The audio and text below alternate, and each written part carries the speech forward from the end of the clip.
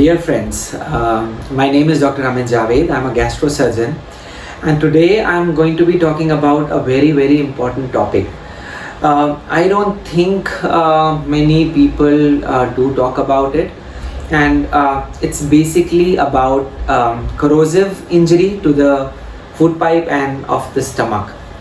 Now, what is a corrosive, right? Do we all know what a corrosive is? A corrosive is any irritant substance which could be an acid, which could be an alkali, which can cause burns to our body. So what happens when somebody accidentally or because of other reasons ingests this corrosive? Now, the commonly available corrosives, especially in a country like India, is an acid, hydrochloric acid, which is very commonly available as toilet cleaners, especially in rural India. Now, the unfortunate person who accidentally or due to other reasons ingests this corrosive, what happens is that this corrosive goes down. Initially, it's in your mouth, it causes burns in the mouth, then it travels down your food pipe, which is also known as the esophagus, and then it goes down into your stomach. Now, as would any irritant substance do, it initially causes burns, and this is manifested by there is redness of the food pipe, of the mouth, there are formation of ulcers, there is swelling, there is a lot of pain.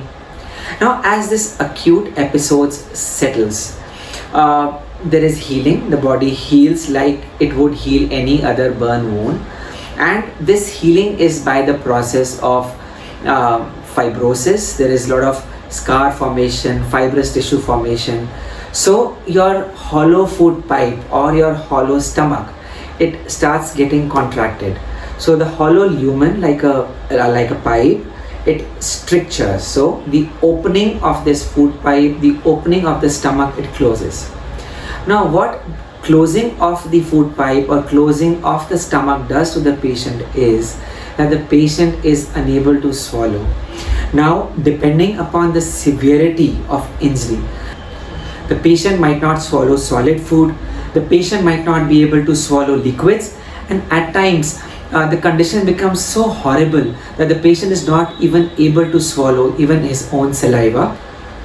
Now, when you see these unfortunate patients in the outpatient clinic, at times, you feel so sad. They would be carrying these small glasses in which they are constantly spitting out their saliva. They're not able to swallow anything. They're not able to drink water. They're not even able to swallow their own saliva.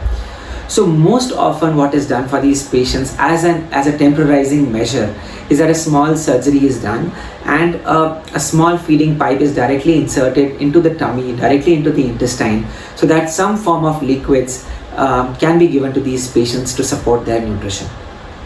Now, what do you do for these patients? Now, you have a condition wherein the entire food passage, the food pipe, the esophagus, the stomach, it's all contracted, it's strictured. There is no passage for food or liquids. So the traditional surgery which is done by utilizing part of your own body. So you use, if the stomach is normal, you could fashion a small tube using the normal stomach and use that tube to replace the food pipe. So you make a tube out of the stomach, pull it up and join it in the neck, okay, to the normal food pipe. This is the most commonly performed surgery which is done. At times, the stomach is also involved in the inflammation, in the scarring process, and then you might have to use the large intestine for creation of this food pipe. Now consider, most often these are young people, young patients who have swallowed these corrosives. So when you do such a surgery, it's a very major surgery. So you would give scars to the neck, you would make a big scar to the chest, you would make a big scar on the tummy. So when a patient has these big scars on the neck, on the chest, on the abdomen, it keeps reminding these patients of the terrible times that they have gone through. So we initially started doing laparoscopic surgery for such patients in 2013.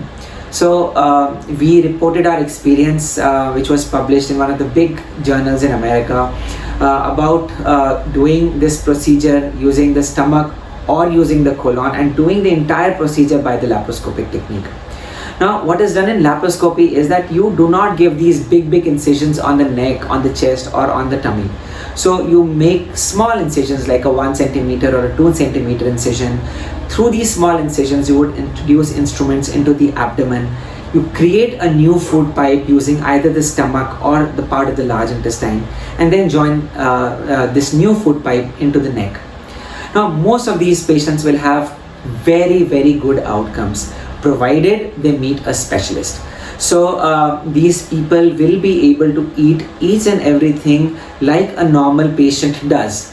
So it is very important that these patients should meet a right doctor who knows about this surgery. Now I would just like to show you a small child. So this child, he was about 2.5 years old when he was brought to us in the hospital, and his parents said that by accident he had ingested the toilet cleaner which was there in their house. And this unfortunate child, he developed severe scarring of his food pipe, and he was not able to swallow even liquids. So he initially went to a small hospital close to his house, where a feeding pipe was directly inserted into his intestine, and by which his nutrition was being maintained. Now in this child, we did the surgery, this 2.5-year-old child, we did the surgery entirely laparoscopically, and we had phenomenal outcome. 3 years following his surgery, and he has had a very phenomenal recovery.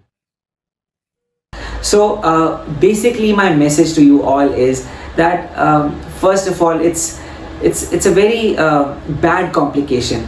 So as far as possible, it should be avoided. Now if it does happen in some unfortunate patient, not all is lost. So it is very important that you meet your physician, you meet a specialist. That would be a gastroenterologist who might help you open it endoscopically, or your gastrosurgeon who might help you with surgery. Thank you for watching.